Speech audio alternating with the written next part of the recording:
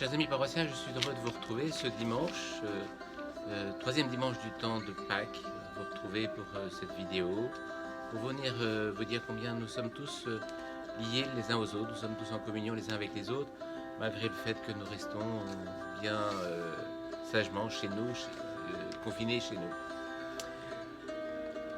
C'est important que nous respections bien sûr ces règles sanitaires, mais en même temps que nous puissions nous donner des petites règles de vie pour qu'on ne se décourage pas, des temps de prière, des temps de lecture, des temps de détente. Voilà. Tout ça nous aide à maintenir le cap et à garder courage malgré le fait que nous soyons confinés.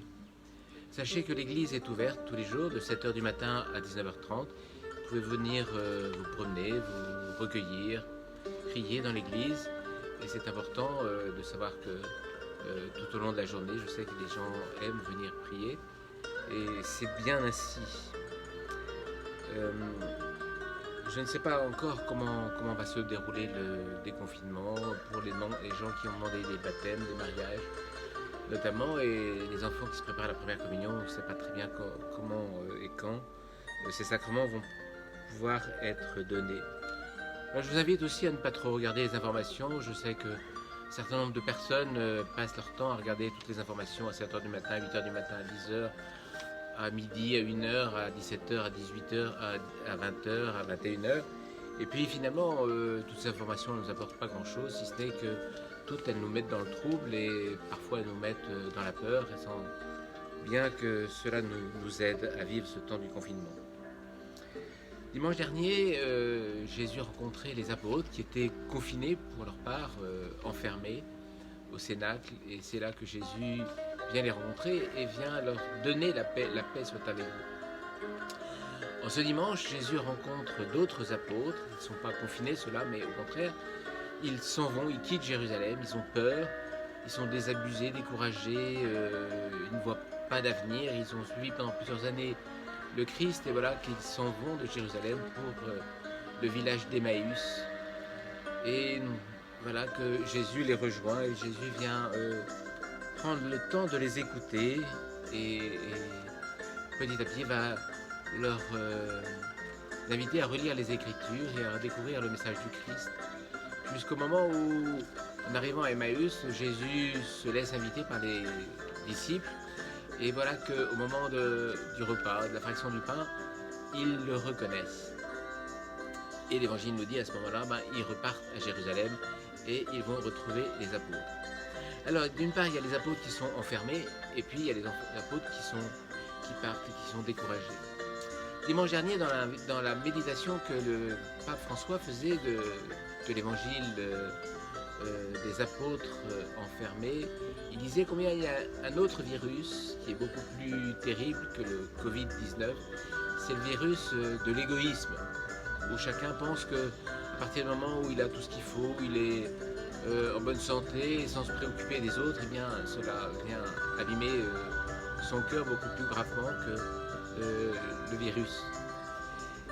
Ce dimanche, c'est pas l'égoïsme qui peut être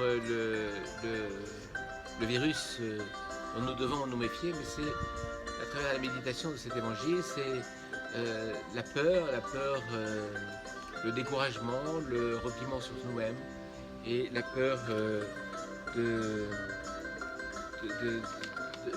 l'avenir.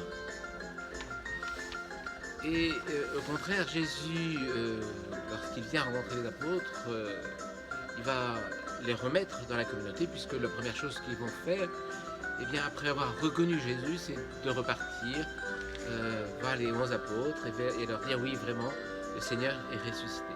Ceci pour dire combien je pense que c'est important qu'à la méditation de cet évangile, nous comprenions que nous avons à être soucieux les uns des autres. Je sais qu'un certain nombre de personnes prennent le temps de se téléphoner les uns aux autres, de prendre des nouvelles les uns des autres et de faire attention à ce que les uns et les autres aillent bien. Ce temps de l'épreuve du confinement doit être aussi pour nous l'occasion de comprendre combien nous devons nous soucier les uns des autres, nous soutenir, nous entraider dans la vie normale, mais tout particulièrement pendant ce temps d'épreuve du confinement. prendre le temps de savoir nous entraider. Euh, Saint Paul aimait dire combien il est important de se soutenir les uns les autres. Et bien que ce temps d'épreuve soit aussi un temps de soutien. Si nous allons bien, tant mieux. Et bien nous avons à prendre soin de ceux qui vont moins bien.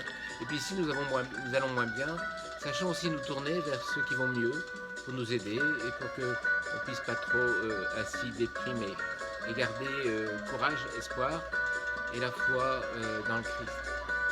Enfin, je voudrais prier tout particulièrement ce dimanche pour que, à travers cet évangile, bien, nous comprenions que Jésus vient nous éclairer tout au long de notre vie, nous guide, que Jésus donne à chacun d'entre nous des charismes. C'est important que nous puissions les découvrir et combien les charismes que nous avons reçus les uns et les autres, eh bien, nous pouvons les mettre au service les uns des autres. Voilà.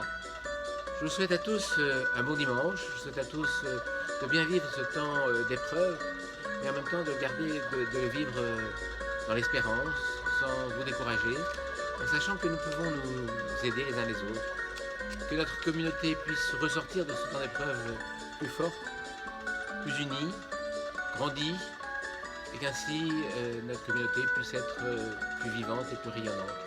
Bon dimanche à tous.